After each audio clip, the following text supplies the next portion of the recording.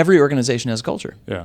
And especially if it's a smaller business or a family business, it's heavily, heavily influenced by the founder or whoever is leading that business. And so one of my friends from business school who's here in Atlanta advises leaders, does leadership development. His name's Brandon Smith.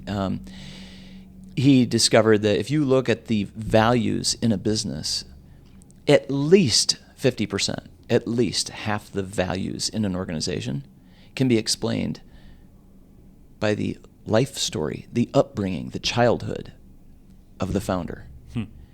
And in particular, I worked for one of those companies. And when he revealed to our CEO that you built the family you never had, brought him to tears.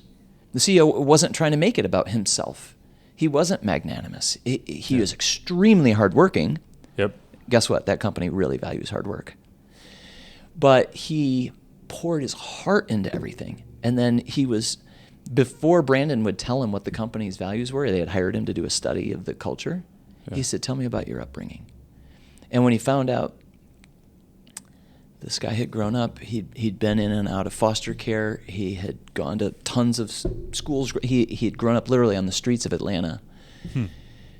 And so desperately appreciated the one foster family who took him in and loved him, that he wanted everyone to experience that. And so love was, even if it wasn't called that, like it was a love culture. I will love you. I will never leave you. I will never quit on you. I will fight for you. And was that by design or by default? Well, for him, that was kind of default. He wasn't aware of it. He was doing it because that's what how he was raised. Yeah. What's really tough is if somebody had come in and said, I want to create a love culture where people work hard because I think it'll drive, effective earnings per share. How do you design that if you don't feel it, if you don't believe it, if you aren't it?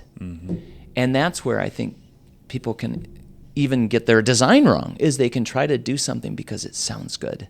Yep. But they don't truly live it.